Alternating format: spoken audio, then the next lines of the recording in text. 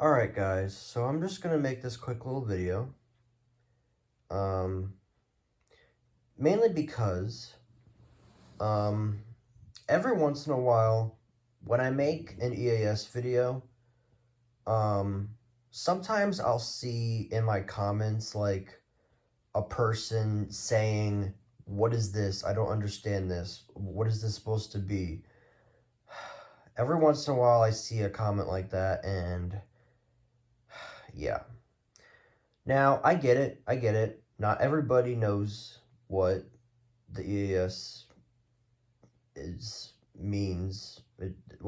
Yeah, it's pretty much, majority of you guys should know what the EAS means, but I know not everybody knows. So I'm going to make this video for those of you who do not know what EAS means. It means Emergency Alert System.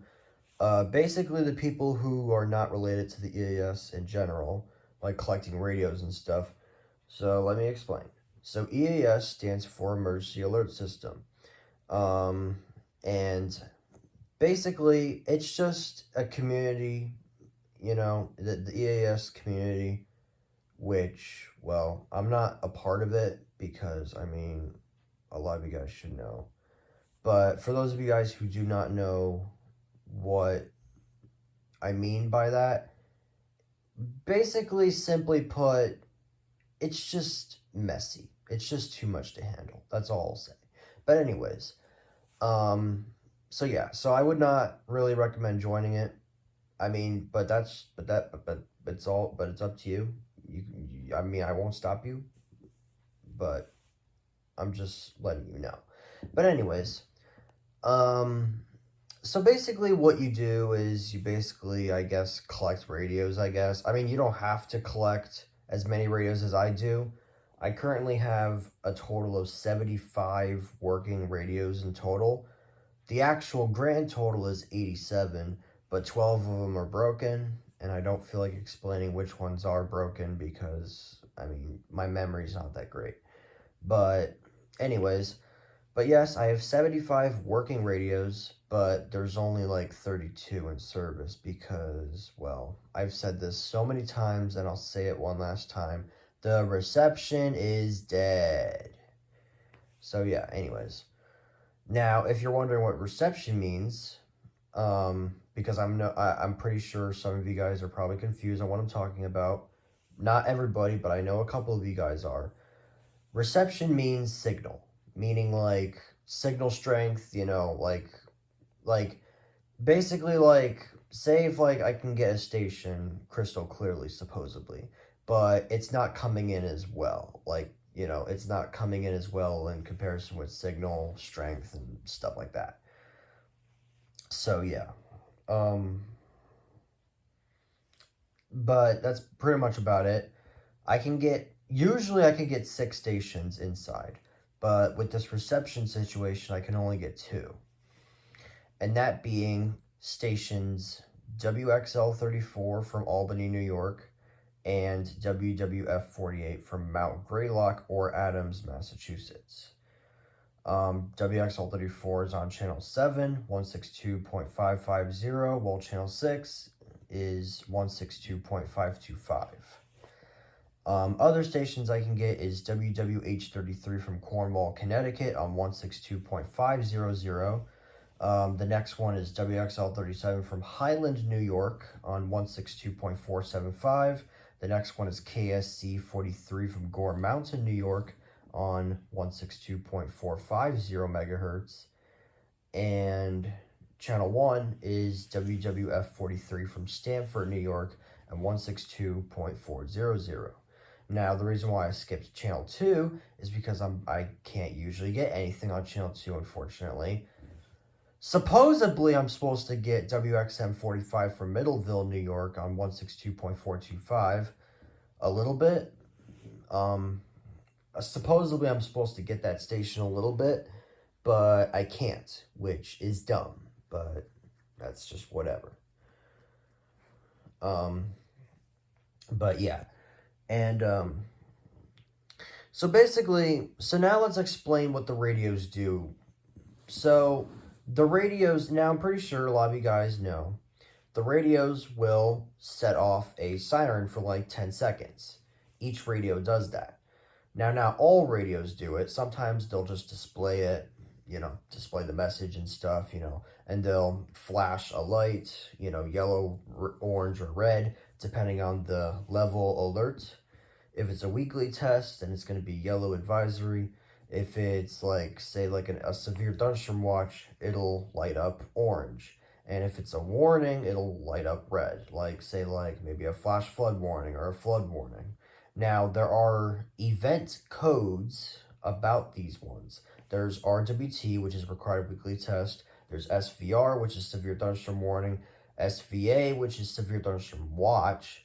And then TOR, TOA, and then, the list goes on and on. There's a bunch of them. And it'll take forever to say all of them. So, yeah.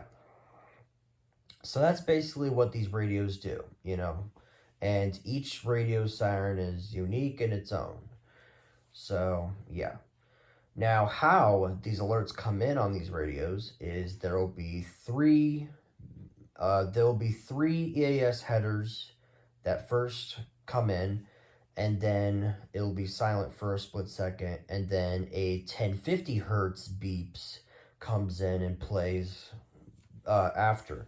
Now, some radios are only 1050 hertz activated, and they have a little red LED light, and the 1050 hertz beeps will trigger it and make it flash constantly until you press a button to make it stop.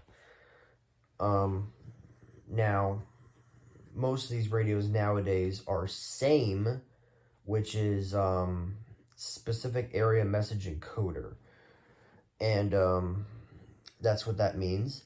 And, but anyways, and then after the 1050 hertz stops, oh man, yawn.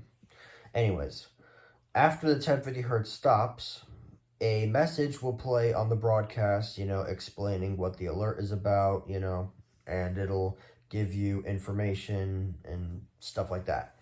And then once it's done, EOMs, which stands for end of message, headers will play, and then the normal broadcast will play again. And, and there's that. That's it. And then you're good to go. So, yeah. So, I really hope that this helped some of you guys to understand more, because this EAS thing is really mainly my main hobby, pretty much. It's pretty much my main hobby, honestly, at this point. Sure, I have some side hobbies like Mario Kart Wii and, I guess, games. But this is really just my main hobby now. And I remember back in the old times, well, not old times, it's not that old, but years ago, I remembered making marble races and plushie videos, and I still made Mario Kart Wii videos back then, even by that time too. But that was just because I was younger, I was a kid, but now I'm older. I made video. I started my channel when I was 10. I am 18 now. An 8-year span, an 8-year lifespan is crazy. It's crazy. And I'm turning 19 this year in a couple months. So, oh boy, we're getting close, guys. We're getting close to the 20s. Oh, God, that's kind of scary saying that, to be honest. That's honestly kind of scary saying that to myself. Oh, God. Yeah, nowadays this world gets kind of scarier-ish, but, that's just life. Anyways, so that's really much about it, and, yeah. Oh, yeah, one more thing. The broadcast itself, it just plays weather stuff, forecasts, hazardous weather outlooks, area weather summaries, and observations, hourly observations, the current conditions around certain regions. It's just all it does, and, so it's not that big of a deal. And every once in a while, it'll play climate reports and recreational forecasts.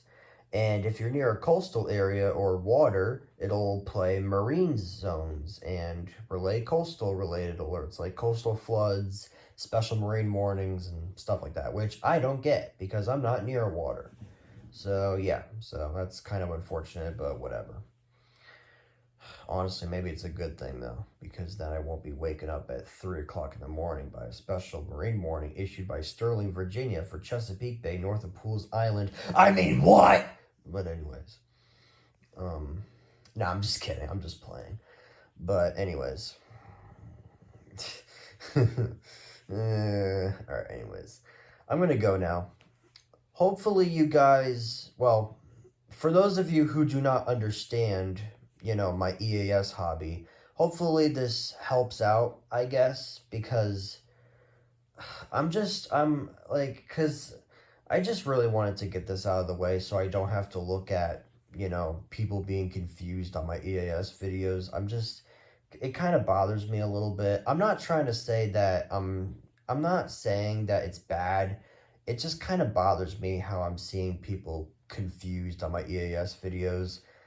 And I understand, like I said, not everybody knows about the EAS thing, stuff like that, collecting radios and stuff, but I just wanted to make this video so for those of you who don't understand, now understand my EAS hobby. So yeah. Anyways, I'm gonna go now. Hope you guys enjoyed this video, and as always, I will see you guys later.